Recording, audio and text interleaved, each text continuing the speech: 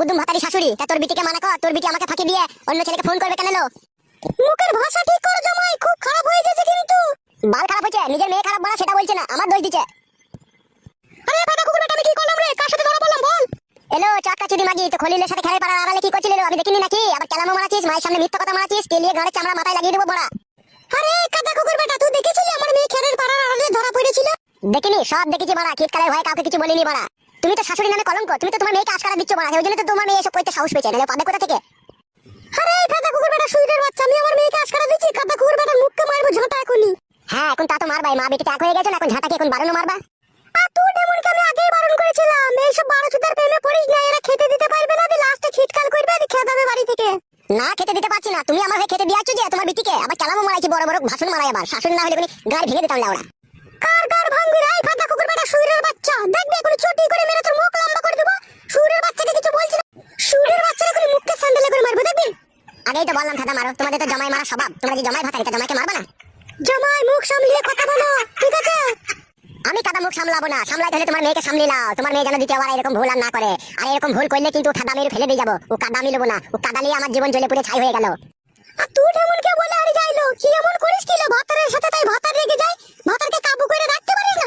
মাঙ্গের সায়ার তলায় ভরে চিমসি দিবি, তাহলে মাঙ্গে ছোড়া বুঝবে। ও তো পাচ্ছে না শাশুড়ি মা, তুমি তাহলে চিমসি দাও আমাকে। জমাই না হইলে না, তোকে এখনই আমি সায়ার কাপড় তুলে তলায় ভরে উমুড়ি খেয়ে দিতাম ফাদা কুকুর বেটা। তুই যা লবচ্চবর কথা। কথা আমার একা নাই, তোমাদেরও কথা আছে, তোমাদেরও লবচ্চবর কথা আছে। আমাদের লবচ্চবর কথা? এই শুইরের বাচ্চা, তুই তো বংশ শুধু খারাপ রে ফাদা কুকুর বেটা। তোমাদের খুব ভালো বংশ, ওই জন্য দুবার তিনবার করে পাটের ভুঁয়ে ধরা পড়ো, আবার লোকে জেলে বলতে আসো। তুই দেখেছিলি এই ফাদা কুকুর বেটা আমরা পাটের ভুঁয়ে ঢুকি? সেটা তোমাদের স্বভাব চরিত্রেই বোঝা যায়, তোমরা পাটের ভুঁয়ে ঢুকো নাকি আমার ভুঁয়ে ঢুকো, নাকের ভুঁয়ে ঢুকো।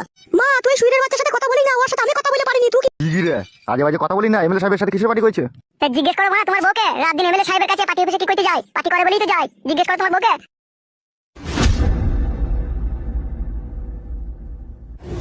কি রে মাং মারানি মাগি, তুই পার্টি অফিসে কি করতে যাস? ছেলে যা বললো, ছেলের কথা শুনে নিলে বলো। তুই পার্টি অফিসে কি করতে যাস সেটাকে বল। আমি যাই না পার্টি অফিসে। পার্টি অফিসে যাও না তুমি? তাহলে রোজ দুবার তিনবার করে বাড়ি থেকে বেরিয়ে কোথায় যাও? কেন আমি কি মানুষের বাড়িতে একবার দুবার বেড়াইতে যেতে পাবো না, ঘুরতে যেতে পাবো না? ও তাহলে তুমি পার্টি অফিসে যাও না, মানুষের বাড়িতে ঘুরতে বেড়াইতে যাও? নারকেল বেগম সময় থাকতে সুধরি যাবি, পার্টি আটি করা আমার একদম পছন্দ হয় না, ওইসব ভালো জিনিস লয়, আমার ভালো লাগে না। তোমার ভালো লাগে না তো কি হয়েছে, ওর তো ভালো লাগে। তোকে কে বললো কে? তুই শাশুড়ি পার্টি অফিসে গেছিল? কত জনা বলছে আব্বা, কার আর নাম নেবো? মানুষ হো নারকেল বেগম, এখনো তোর দিন বয়স হয়ে আছে রে। তুমি মানুষ হও, আমি মানুষ হয়েছি, ছেলে যা বললে তাই শুনে নিলো। এই আমার গুণের কথা, পরের কথা বিশ্বাস করে। নিজের চোখে দেখতে হবে, তারপরে বলতে হবে, পরের কথা শুনে বউকে অপমান করলে হয় না। কাপড় চুদা আমার